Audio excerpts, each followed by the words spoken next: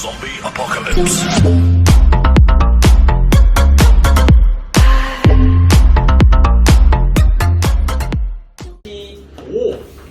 가족 관계 이렇게 적으시고요. 가족 관계. 자, 오늘 가족 관계 그 중에서 첫 번째로 혼인에 대해서 배워보겠습니다. 혼인. 민지 어디 갔다 왔어? 야, 빨리 끊고 나와야지. 자, 먼저 혼인을 하기 위해서는 요건이 몇 가지 필요합니다. 요건.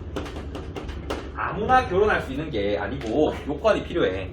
이 요건은 뭐 잘생기거나 돈이 많다거나 그런 요건이 아니라 먼저 실질적인 요건이라는 게 있는데, 결혼을 하기 위해서는 나이가 일정 연령 이상이 돼야 됩니다. 그것을 결혼 정령, 혼인 정령이라고 합니다. 혼인 정령. 우리나라에서는 몇 살부터 결혼할 수 있을까? 열 몇 살? 8. 우리나라에서는 18세 이상부터 결혼할 수가 있습니다. 18세 이상부터. 만 18세야. 고3부터 할 수 있는 거야. 근데 이 18세는 아직까지 미성년자이기 때문에 누구의 동의를 받아야 돼?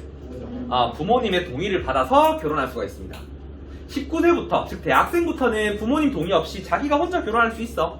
하지만 18세는 동의를 받아야 돼요. 그다음 두 번째, 자유의지에 따라서 결혼해야 합니다. 누군가 강제로 납치해서 결혼한다든지 협박에 결혼한다든지 이런 거는 불가능합니다. 근데 얘들아, 옛날에 어떤 게 있었냐면, 너희 미스터 션샤인 봤습니까?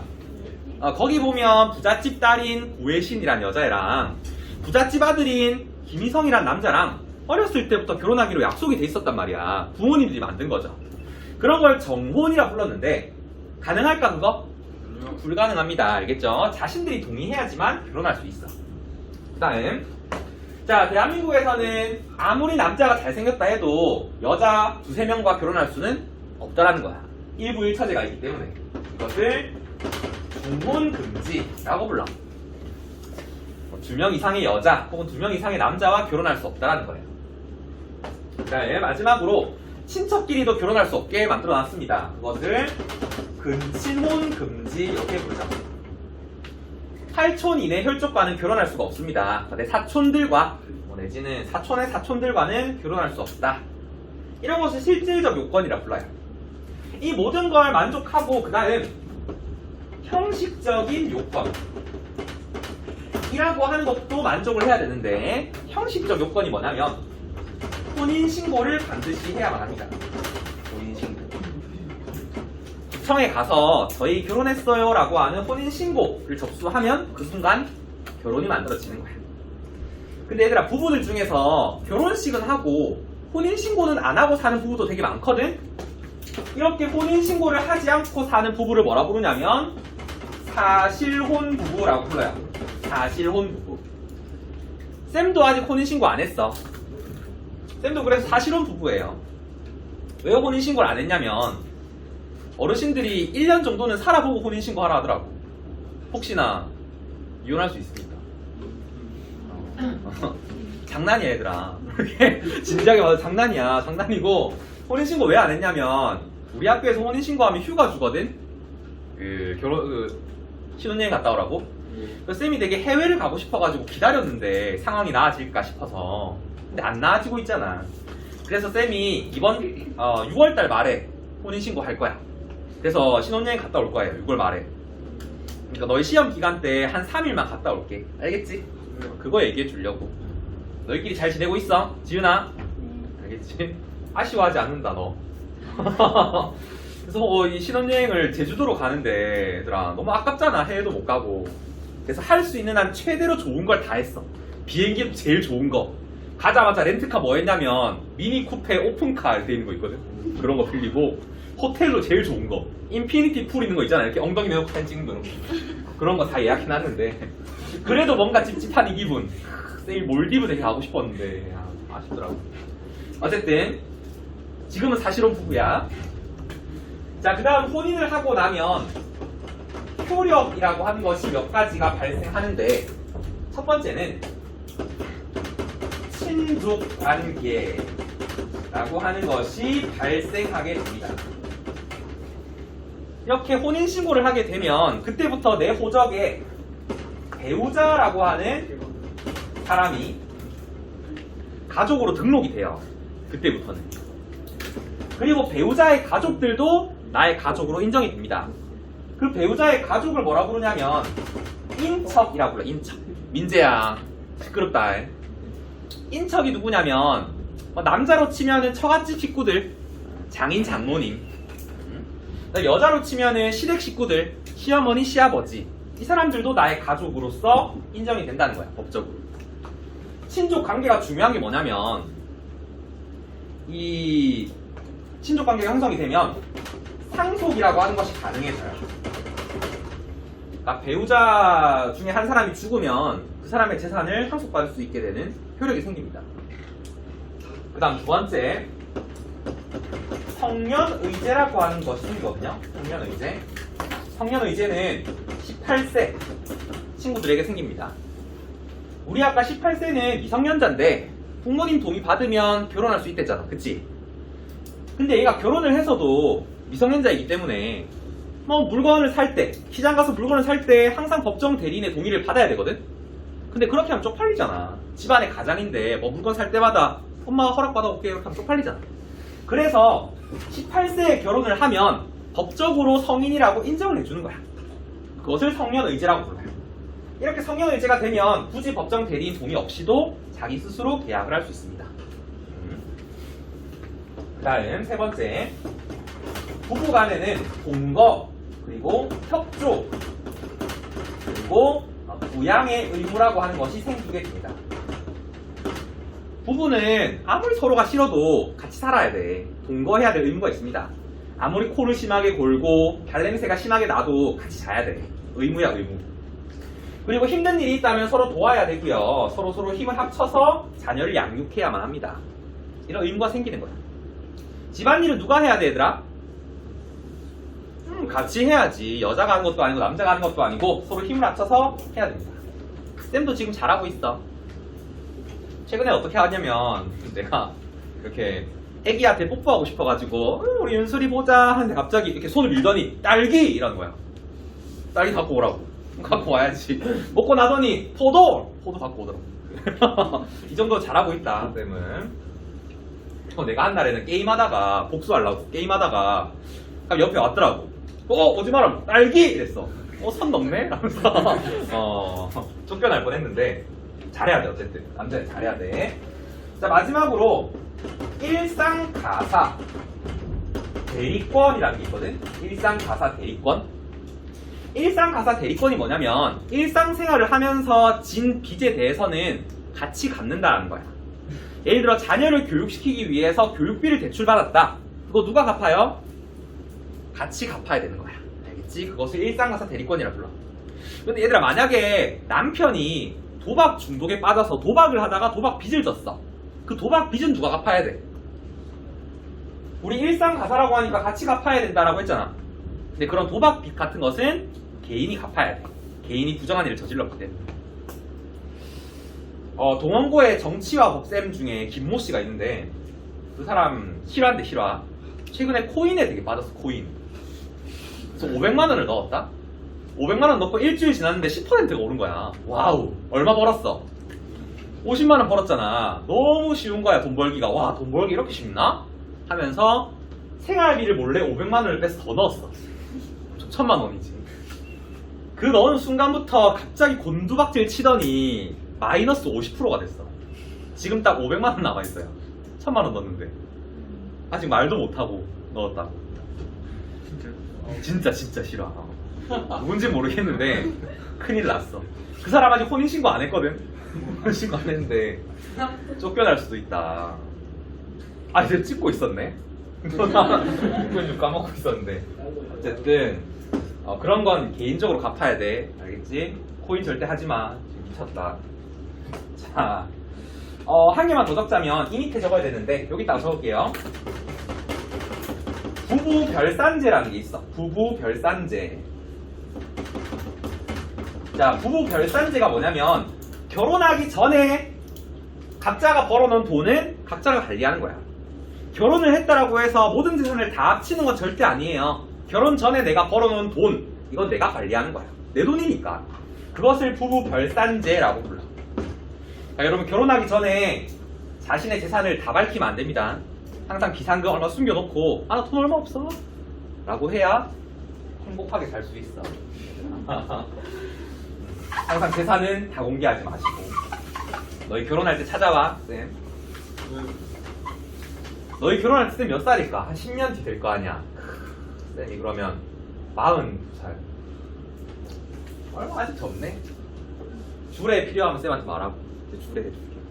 필요하면. 자, 이렇게 끊으시고 아이고 너희 결혼한다 생각하니까 벌써 이상하다 기분이. 자, 두 번째는 친자 관계에 대해서 여기까지만 얘기해 볼게요.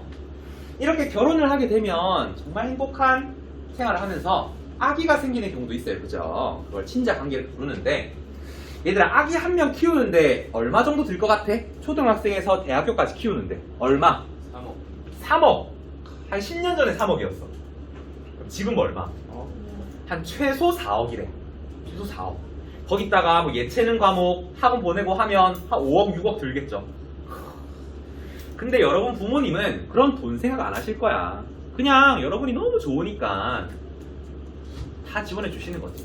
쌤도 그 4억, 5억 든다고 했을 때 아, 돈 너무 많이 든다 라는 생각이 드는 게 아니라 이 아이와 함께하는 미래가 더 그려지더라고. 너무 행복하겠다 애가 컸을 때.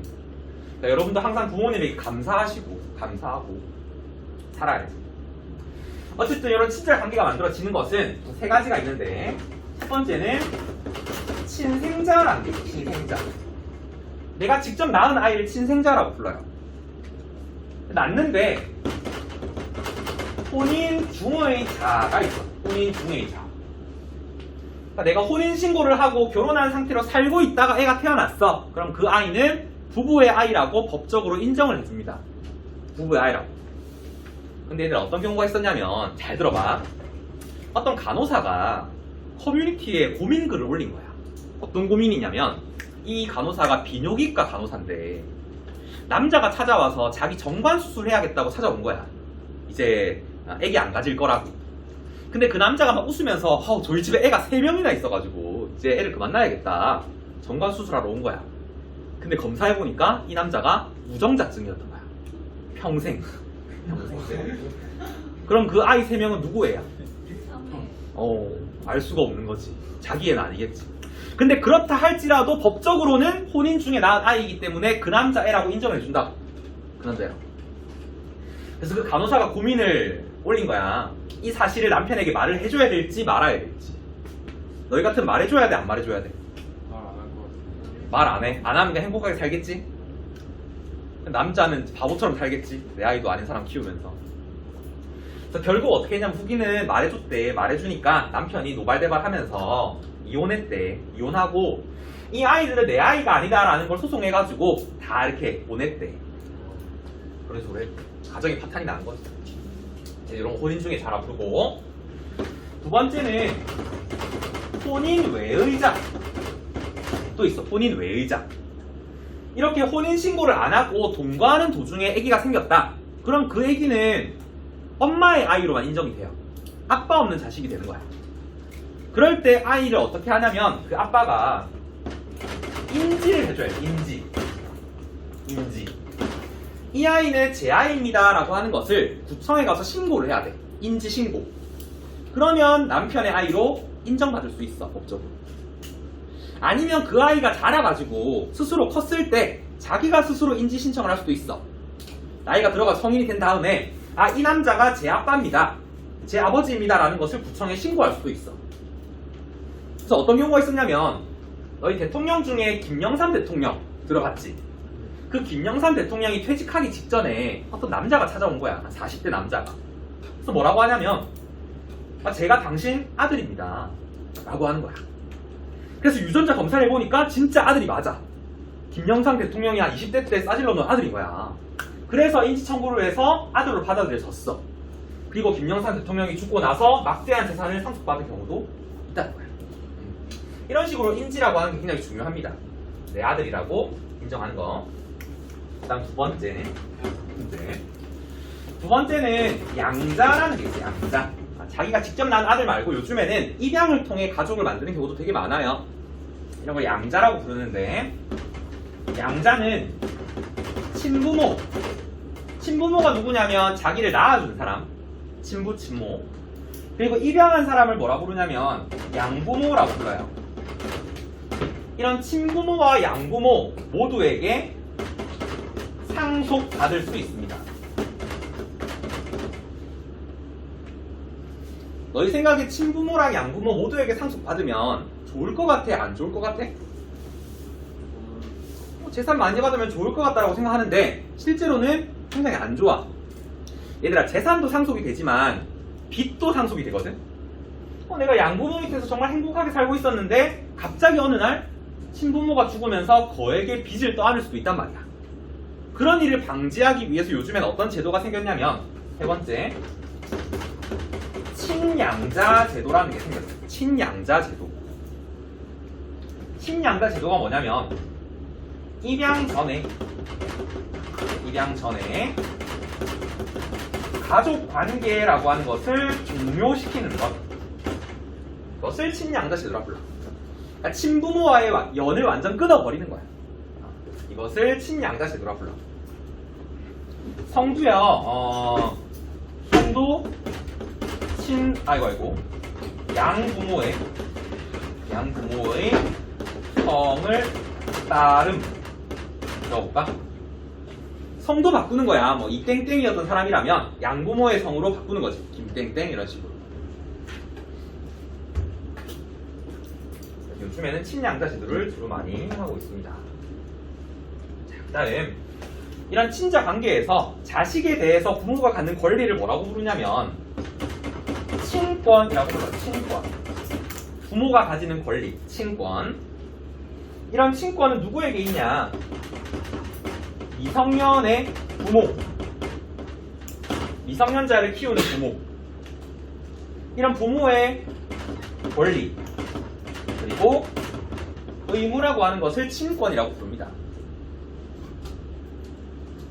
여기서 중요한 건 미성년 부모에게만 있다라는 거. 여러분 부모님은 여러분에게 친권 가지고 있지만 쌤 엄마 아빠는 친권 없어. 쌤이 이미 다 컸기 때문에. 알겠지? 자, 미성년 부모의 권리 뭐가 있냐면 불러만 줄게. 재산관리권이라는 게 있어. 재산관리권. 여러분의 재산을 관리할 수 있습니다. 그러니까 너희 설날이나 추석 때 용돈 받잖아. 그거 부모님이 가져가죠. 뭐라고 하면서 너희 컸을 때 돌려줄게 하잖아. 절대 안 돌려주거든. 근데 할 수 있어. 왜냐하면 재산관리권이 있으니까.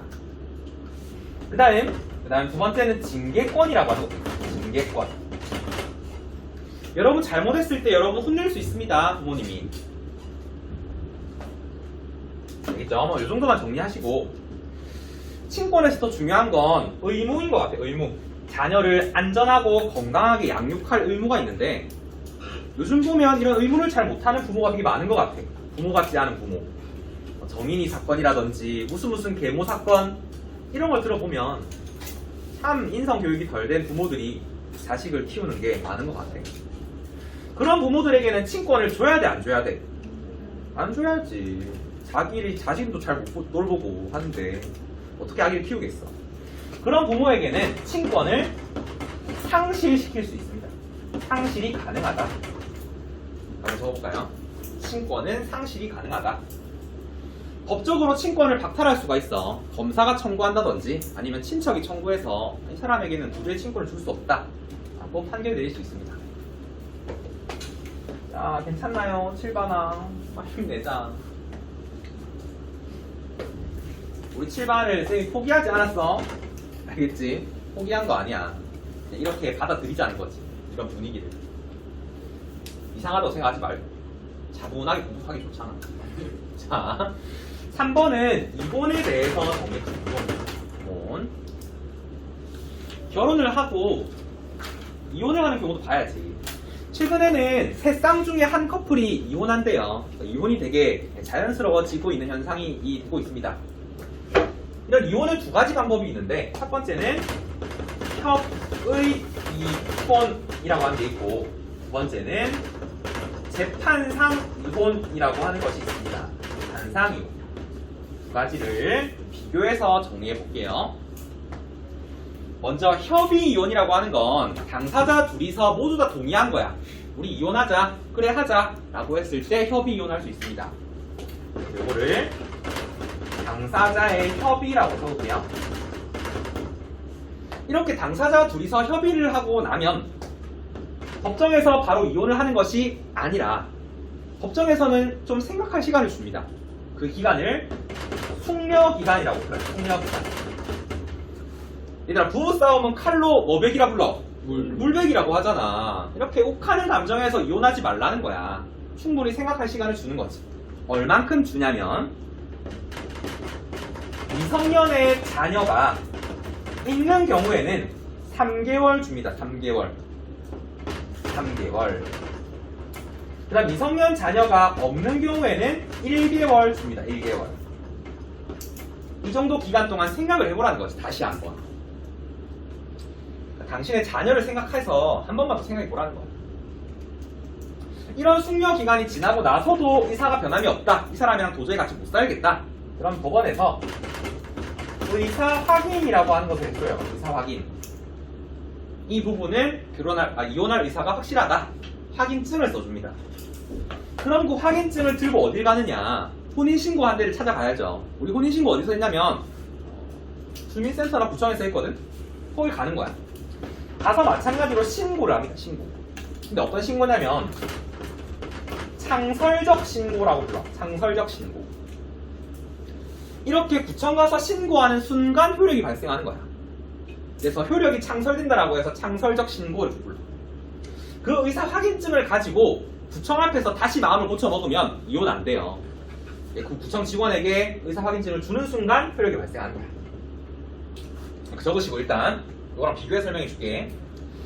반면에 재판상 이혼은 당사자 둘 중에 한 명이 요구하는 거야. 이 사람이랑 못 살겠다. 근데 아무 때나 할 수 있는 게 아니고 법이 정한 사유라고 하는 것이 반드시 있어야 돼. 법이 정한 사유. 이 법이 정한 사유는 너무 많아가지고 다 얘기하기는 좀 그렇고, 뭐 궁금한 사람은 수능특강 112페이지 있거든? 나중에 한번 보시고. 대표적으로 하나만 얘기해주면 배우자 일방이 부정한 행위를 저질렀을 때 할 수 있습니다. 부정한 행위라고 하면 뭐 있겠어? 뭐 폭행한다거나 바람 폈다거나 뭐 이럴 때 일방이 청구할 수 있습니다. 이런 법이 정한 사유에 의해서 이혼을 신청하면 이혼 조정이라는 걸 먼저 거쳐요. 이혼 조정.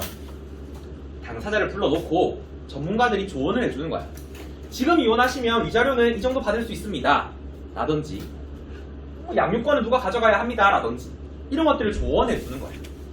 너희 어릴 때 부모님이 보던 프로그램 중에 사랑과 전쟁 있었을 거거든. 거기에서 보면 4주 후에 뵙겠습니다 라고 얘기하는 게 바로 이혼 조정식이야. 사정을 들어보는 거지. 자, 이런 이혼 조정 과정을 거치고 나면 이혼 판결을 하게 됩니다. 이제 법정에서 재판관이 땅땅땅 판결 내리겠죠. 이혼을 성립한다. 자, 그리고 나서 이혼 판결문을 가지고 마찬가지로 구청에 신고를 하는데 그 신고는 보고적 신고라고 불러요. 보고적 신고.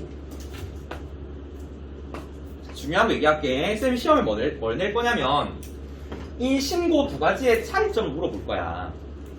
자, 우리 협의 이혼은 언제 효력이 발생한다 했어? 신고하는 순간. 이때 효력이 발생합니다. 이때. 그래서 창설적 신고라고 부르는 거야. 신고하는 순간 효력이 발생한다. 반면에 재판상 이혼은 언제 효력이 발생하냐면 판결 내리는 순간. 이 순간 효력이 발생하는 거야. 그리고 신고는 그냥 형식상 하는 거야. 형식상. 그래서 그냥 보고적 신고라고 불러. 요거를 물어볼게요. 효력이 언제 발생하는지를 물어볼게요. 됐나? 그래서 협의 이혼과 재판상 이혼 두 가지 구분해서 잘 알아두시고요. 자, 이렇게 이혼을 하게 되면 몇 가지 효력이 발생합니다. 첫 번째 재산 분할 청구권이라고 하는 게 있어. 재산 분할 청구권. 가족으로서 그동안 모아놓았던 돈에 대해서 나눠야지. 기여한 비율에 따라서.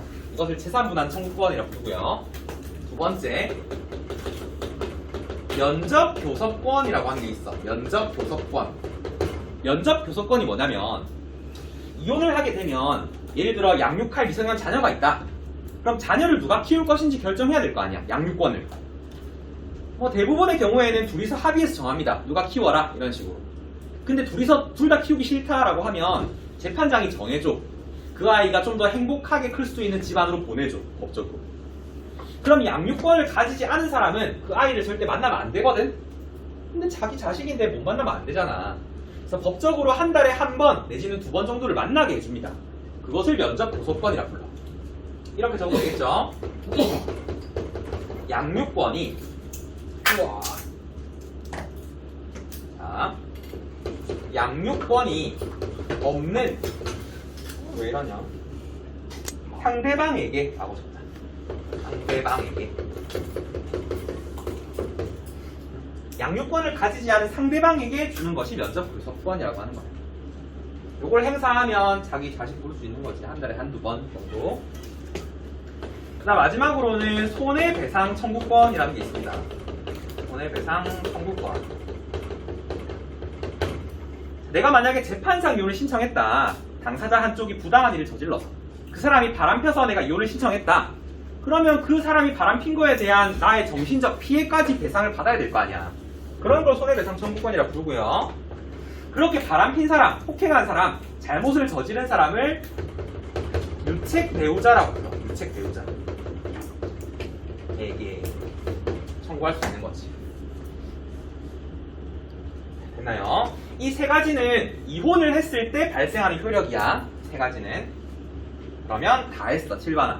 자, 혼인에서 혼인신고를 해야지만 결혼이 성립한다라는 거 알아두시고 사실혼 관계에 있는 사람들은 상속이 불가능합니다. 이렇게 적어볼까? 이걸 빠뜨렸네. 이 세 가지는 사실혼도 가능하다.